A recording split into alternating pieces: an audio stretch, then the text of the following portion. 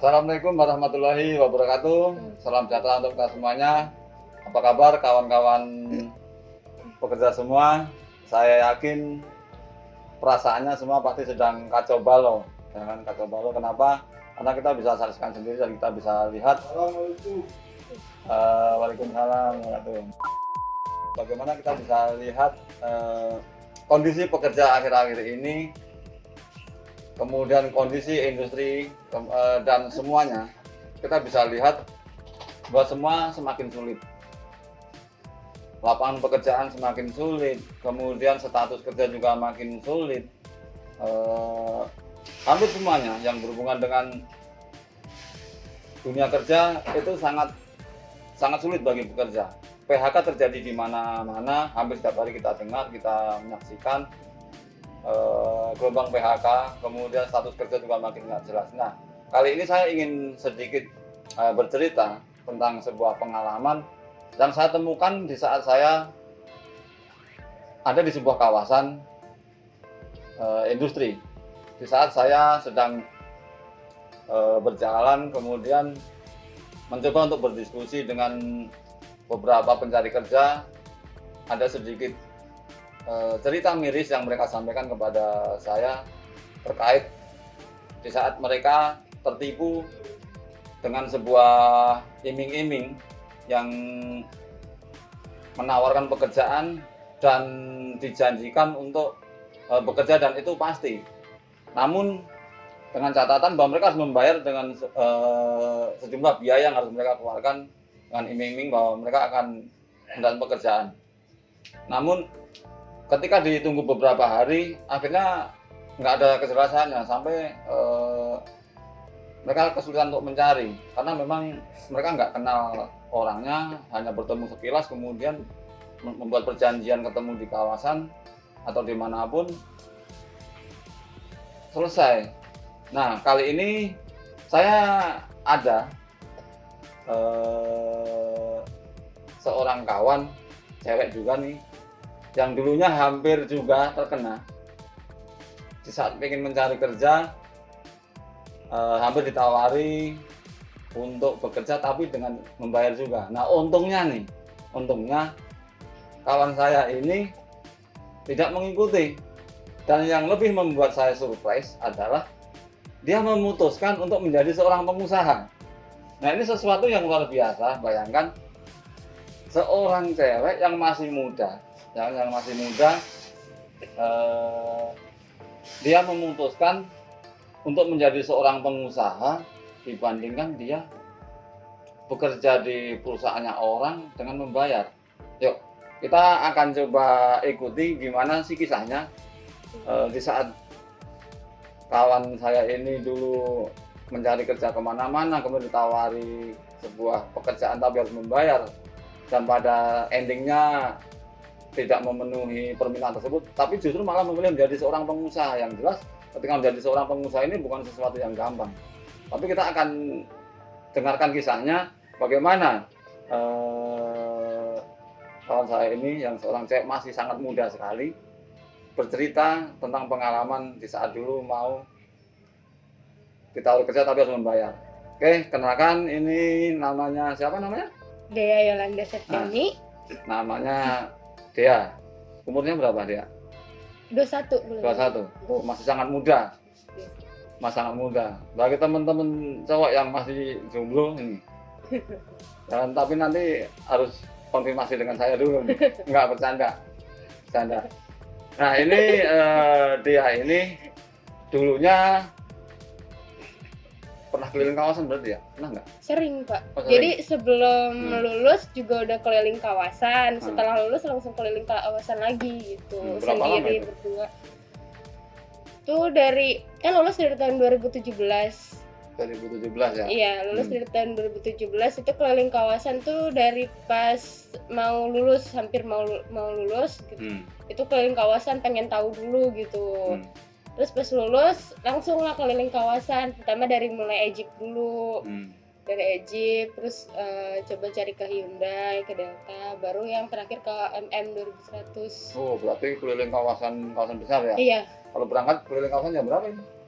Pagi. Pagi Iya, sampai soalnya kalau misalnya udah kesiangan eh, percuma gitu Pak, nggak dapet hasil apa-apa juga gitu. Pagi aja udah nggak dapet hasil apa-apa, bagaimana siang gitu. Itu pagi kadang dari jam 5:30 teman-teman udah jalan udah jalan udah ya? standby, udah jalan langsung. Nah, itu berapa lama? Seharian kadang bisa sampai dari kalau misalnya udah capek banget mungkin jam 12 udah pulang, tapi kalau misalnya belum capek ya sampai sore. Sampai sore? Sampai sore kan ya, setelah lulus kan pengen gitu nyari kerja gitu buat bantu orang tua. Nah gitu kan, jadi pengen coba nyari kerja gitu, cari keliling-keliling kawasan, mumpung emang tinggal di Cikarang juga. Jadi ya udah pengen cari kerja. Itu pas keliling kawasan gitu ya, itu temennya banyak nggak? Banyak Pak. Banyak ya? Sering ketemu sama teman-teman yang pada nyari kerja juga? Iya, teman-teman baru juga yang nyari kerja, dapat cerita juga dari mereka gitu. Terus banyak kisah dari mereka juga. Terus nyari kerjanya tuh juga nggak sendiri gitu, sama teman bareng gitu keliling-keliling kawasan. Nah itu pas keliling-keliling kawasan gitu ya, sampai berapa lama tuh keliling-keliling kawasan itu? Setahun ada Pak. Tahun ya? Iya. Nggak dapat juga ya? Belum dapat. Tahun. Setahun. Nah terus kemudian ketemu yang bayar kayak gitu tuh kan pasti sering ketemu tuh ya kayak gitu ya. Itu gimana tuh ceritanya tuh? Kalau dia sendiri tuh waktu itu ditawarnya tuh pernah pertama dari yayasan waktu itu. Dari yayasan ditawarnya katanya tes bayarnya 1 juta. Terus kalau nggak masuk katanya duitnya balik gitu, tapi masa tes bayarnya 1 juta gitu kan. Itu nggak percaya gitu, takut walaupun yayasan kan ada yayasan yang bodong gitu. Jadi takut masih udahlah nyari aja dulu alami aja dulu gitu, ngeposin mungkin nyari lagi ke ini. Dan terus ada lagi yang kayak didatengin orang gitu loh Pak. Datengin? Jadi orang ngedatengin kita, misal kita lagi nyari terus ada orang yang datengin lagi nyari kerja ya gitu. Pertama ditanya-tanya dulu, terus diiming-iming mau nggak kerja di PT ini, tapi ada uang masuknya gitu. Misal uang masuknya tuh 3 juta gitu. Tapi langsung masuk atau gimana katanya, dites dulu. Sama aja dong, kirain kalau misalnya uang 3 juta langsung masuk, nggak taunya dites lagi gitu. Jadi kan 3 juta berarti belum tentu masuk dong. Iya belum tentu masuk gitu. Terus sama aja bohong, misalnya uang udah diterima sama si bapaknya ini, tapi kitanya belum tentu masuk. Terus nanti kalau kitanya nggak masuk, emang uang kita kembali gitu kan, belum tentu uang kita tuh kembali dari bapak saya gituin. Terus nah lagi ditawarin tetangga, kata tetangga udah masuk aja lewat calo katanya gitu. Masuk lewat calo bayarnya 4,5 kalau nggak salah tuh, 4,5 tapi magang. Pikirannya mungkin gini, kalau kata tetangga nggak apa-apa magang, balik modal kok digituin. Langsung masuk katanya, iya balik modal tapi kan ini 4,5 gitu. Kita di sini kerja itu nyari uang, bukannya ngeluarin uang gitu. Mikirnya kan kayak gitu. Terus ditambah lagi magang, berarti nanti kedepannya lagi kita nyari lagi dong. Ntar kalau nyari lagi ketemu lagi yang kayak gitu, belum tentu juga kitanya nerus jadi karyawan tetap kan gitu, nggak mungkin. Ngapa sih tawarin bayar itu ya?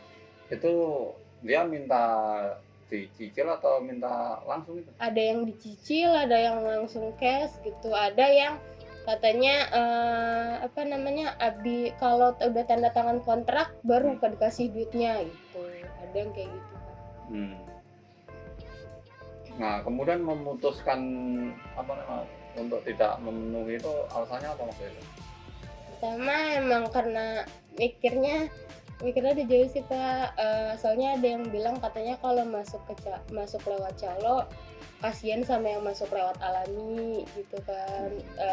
nggak adil katanya gitu. Terus nggak ini sih masuk lewat calo juga kalau dalam agama kan nggak boleh Ya. katanya gitu.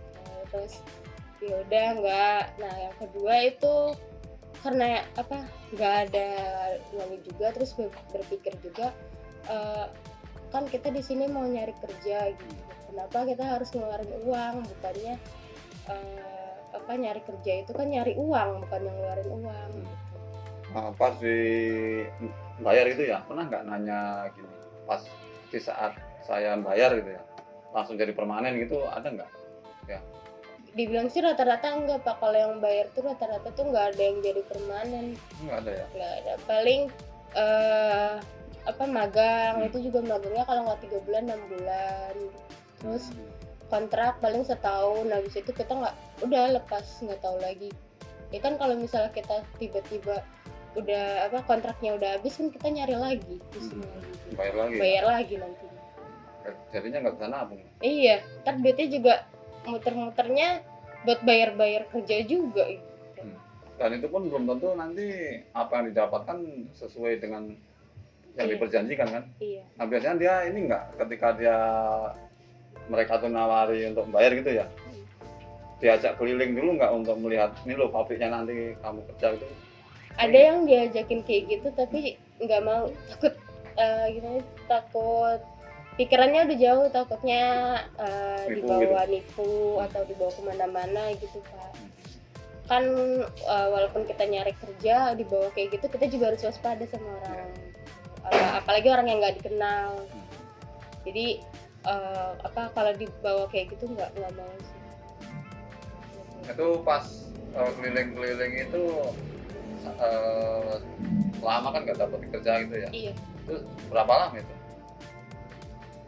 Kan dari 2017 tuh hampir pertama pernah kerja kan Pak, itu kerja karena emang baru lulus, terus kerjanya juga nggak taunya nggak mungkin lah gitu, nggak memungkinkan kerjaannya karena kerjaan kayak borongan gitu. Oh borongan. Terus ada juga nih cerita pas masuk di PT Borongan. Kalau dia masuk itu kan dari teman, tapi alhamdulillahnya nggak bayar. Tapi ada juga orang yang ternyata bayar Pak. Tapi borongan tadi itu ya? Borongan. Borongannya itu mungkin dia pikir sehari bisa lah sampai 90.000, 100.000 gitu ya. Ini enggak, tapi per palet gitu borongannya. Jadi waktu itu dia pernah sehari itu cuma dapat 2.000 perak. 2.000 rupiah sehari. Tahun berapa itu? Pas bener-bener baru lulus gitu. 2017 itu ya? Belum nerima ijazah. 2017 itu ya? Itu karena emang cuma cepat, itu sehari cuma dapat 2.000 doang. Itu dari jam? Seharian 2.000? Masuk pagi jam 7, pulang jam 6 sore. Masuk jam 6 sore, pulang jam 6 pagi. Gitu seharian. Dan kata apa namanya kan lumayan jauh, makan sih ya dapat gitu, tapi kan kerjanya nggak sesuai gitu loh Pak. Kata ibu, kata orang tua udah nggak usah diterusin, sebulan aja, dan sebulan gaji cuma 400.000. 400.000 kata bapak sama ibu itu cuma buat gantiin ongkos doang gitu. Liburnya setiap hari Minggu sih. Setiap hari Minggu? Berarti seminggu liburnya sekali ya? Sekali. Tapi ada juga teman yang masuk di situ bayar gitu, sedangkan gajinya nggak sesuai. Borongan tadi itu? Tapi bayar. Itu pernah ada cerita teman di situ katanya bayar. Masuk di borongan kok bayar gitu. Kan gaji sama yang dia bayar itu kan nggak sesuai, akhirnya dia belum sebulan udah keluar. Berarti nemuin kayak gitu ini ya Pak, banyak banget ya? Banyak. Nah kemudian bisa berpikir nih kemudian kan, ketika udah menemukan banyak hal gitu kan, mulai bisa berpikir untuk menjadi orang pengusaha muda gitu. Itu gimana ceritanya? Ya waktu itu kan apa namanya, karena emang udah nyari capek gitu, terus pas tahun 2018 udah nyari kerja, dapat balik ke sini pengen nyari lagi, tapi ditawarin juga yang hampir sama, ditawarin lewat calo juga gitu kan. Masa udah capek gitu nyari kerja, tapi bukannya nyari uang malah ngeluarin uang. Terus ditawarin ada jadi pengusaha di sini gitu. Ya udah tertarik karena emang pikirannya oh iya jadi pengusaha gitu, pengusaha muda kan nanti untuk kedepannya bisa jadi invest buat diri sendiri. Luar biasa. Nah kalau berpikir tentang sebuah pengusaha gitu ya, berarti kan pemikirannya ada tentang sebuah modal yang sangat besar, kemudian bisnis yang sangat besar, pokoknya semuanya pasti berpikir serba besar gitu ya. Nah di saat memutuskan menjadi seorang pengusaha ini tentunya butuh modal besar juga. Waktu itu harus mengeluarkan modal besar enggak? Untuk jadi pengusaha sih enggak. Kok bisa? Iya di sini enggak membutuhkan modal yang besar sih buat masuk gitu Kak. Kita kan juga merintis dari nol buat jadi pengusaha. Kalau misalnya pengusaha itu kan emang merintis dari bawah untuk menjadi besar kan. Dan mau gitu mau ikut karena emang lihat semoga ke depan bisa jadi emang benar-benar jadi pengusaha gitu. Belajar juga kan gitu, biar jadi pengusaha muda itu gimana sih gitu. Nah merintislah dari awal gitu. Ya luar biasa. Ini jarang-jarang loh ya seorang yang usianya masih sangat muda kemudian mempunyai sebuah visioner pemikiran yang sangat cukup jauh. Ini sangat jarang sekali. Nah kemudian dia tahu persis kan kondisi sekarang bagaimana gitu kan. Apa nih yang bisa dia sampaikan kepada teman-teman dia yang ada di luar sana yang bisa masih muda-muda. Nah, kita tahu nih nyari kerja susah, kemudian oknum banyak banget, orang ditipu banyak banget nih. Apa pesan dia kepada teman-teman dia yang ada di luar sana terkait tentang kondisi ini biar mereka nggak tertipu lah? Ya kalau pesan dia sih kalau misalnya untuk nyari kerja, pertama jangan terlalu percaya sama orang yang kita nggak kenal buat jadi calo gitu, maksudnya ditawarin sama calon nih untuk masuk, ya itu jangan percaya gitu karena sepenuhnya nggak benar gitu. Bayar nyari kerja gitu, jangan diikutin lah gitu, jangan mau nyari kerja tuh disuruh bayar tuh jangan mau gitu. Lebih baik lebih berpikirnya ya nabung aja jadi pengusaha gitu. Berarti ngikuti jejak dia lah ya. Mendingan nabung jadi pengusaha daripada harus kerja nih kita masih kontrak gitu atau enggak magang itu karena bayar gitu. Kan belum tahu kedepannya nanti kayak gimana. Kalau misalnya kedepannya kita tiba-tiba ter-PHK atau tiba-tiba kontrak kita juga habis, kita nyari lagi terus nanti bayar lagi gitu. Mendingan dari sini jadi pengusaha aja. Belajar jadi pengusaha. Ya. Nah ini sangat inspiratif sekali. Terima kasih ya atas pengalamannya dan berbagi informasinya terkait tentang kondisi yang waktu itu hampir sempat dikerjain orang lah ya, artinya kan maunya nyari kerja tapi suruh bayar gitu kan. Nah ini saya ada lagi pekerja muda dan masih sangat muda juga. Putri ke sini.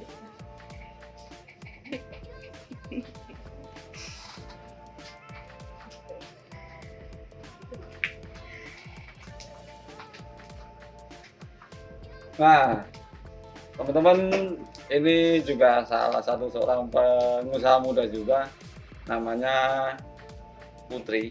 Putri, kita sedikit berbincang-bincang dulu ya, terkait tentang kondisi juga. Saat ini Putri usia berapa Put? 25, masih sangat muda. 25, tentunya pasti juga mendengar cerita-cerita tentang tadi apa yang disampaikan Dia lah ya, gimana sih nyari kerja tanpa berbayar gitu? Punya pengalaman yang sama nggak? Sempet sih, cuma ya karena udah mikir panjang sih juga sama. Sempet ada tawaran kayak gitu, cuma langsung aku potong karena ya ngapain sih gitu kan, kita kan kerja gitu kan. Terus ditambah juga kita selama sekolah kan kita kan biaya juga. Terus ketika kita mau kerja biaya lagi, itu kan kayaknya nggak etis banget gitu. Terus makanya ini macam nggak banget sih, nggak lucu gitu. Makanya sempet ketika pas sudah ditawarin kayak gitu aku langsung potong gitu. Maaf gitu, langsung sayang ijazah dong gitu kan, sayang ijazah, udah biaya, mama udah biayain banyak kan buat buat dapetin ijazah itu. Terus ketika udah lulus, terus ijazahnya terbengkalai gitu kan, karena itu tadi kan bayar gitu. Terus di situ juga kan kalau misalkan kita ya tahu sendiri lah, kerja terus bayar gitu, itu nggak permanen juga kan, sebenarnya sih kayak gitu. Makanya ada tawaran kayak gitu aku langsung potong kan. Berarti pernah juga ditawari juga ya nggak gitu ya? Ditawarin sih. Pernah ya? Tapi enggak. Langsung enggak. Oh langsung nggak berpikir pertimbangan itu nggak ya? Nggak ada. Nggak luar biasa. Karena aku ingat perjuangan mama gitu, cuma masa kerja mau masuk kerja lagi harus ngeluarin uang lagi kan gitu, itu enggak sih. Luar biasa. Nah itu sesuatu yang sangat luar biasa teman-teman semua. Ini salah satu kisah nyata ya atau realita tentang bagaimana kondisi perburuan Indonesia. Dan ini teman-teman yang ada di sini, Putri, Dea ini hanya bagian kecil seorang yang masih sangat muda tapi punya insting atau visioner jangka panjang yang hampir anak-anak muda nggak berpikir sejauh itu. Ini sangat-sangat jarang sekali, dan mudah-mudahan apa yang dilakukan oleh Putri dan Dea ini bisa menjadi sebuah inspirasi khususnya bagi teman-teman muda yang saat ini entah baru lulus atau sedang mencari kerja. Cobalah mulai berpikir untuk mengikuti jejak mereka. Bagaimana sih akhirnya mereka memutuskan untuk menjadi seorang pengusaha, dan ini nggak main-main. Nyatanya mereka bisa, hanya soal waktu saja. Mereka akan benar-benar mengetahui atas apa yang akan mereka jalankan saat ini sebagai seorang pengusaha. Nah, bagi teman-teman yang ingin menanyakan langsung nantinya kan, menanyakan langsung, berdiskusi dengan para pengusaha muda ini gimana sih trik-triknya, kemudian sebuah atau berbagi pengalaman lah dengan mereka, nanti silakan tanya langsung kepada mereka. Boleh disebutin nomor HP-nya? Aduh. Nggak usah nomor HP, bisa ke DM aja, sosial media aja. Oh, Instagram DM aja. Ya, nanti teman-teman bisa melihat atau komunikasi melalui Instagram. Instagramnya apa? Dari sini Putriana Hai. Putriana Hai ya. Kalau dia di Facebook aja mungkin. Facebook. Ya. Dea Yolanda. Dea Yolanda. Nah, nanti teman-teman kalau ada yang penasaran tentang para pengusaha muda ini, silahkan bisa berdiskusi atau bisa berkomunikasi melalui Facebooknya Dea Yolanda. Di Facebooknya ada, silahkan buka, kemudian chat melalui Messenger atau bisa komunikasi, kemudian dengan Putri melalui Instagram, DM aja. Karena tadi saya tanyain nomor HP-nya lupa. Yaitu teman-teman semua, sekali lagi ayo kita mulai berpikir jangka panjang, ikutilah jejak mereka menjadi seorang pengusaha muda. Jadi jangan berpikir ketika untuk menjadi seorang pengusaha itu harus mempunyai modal besar, kemudian semuanya harus besar, enggak. Ini buktinya mereka bisa kok, modalnya adalah kemauan ya kan, kemauan. Sekali lagi ini saya ingin sampaikan pada teman-teman semua bahwa kondisi akhir-akhir ini dan ke depan itu akan semakin sulit. Dunia kerja akan semakin sulit. Tenaga kerja akan semakin melimpah ruah, sementara lapangan pekerjaan akan semakin sempit.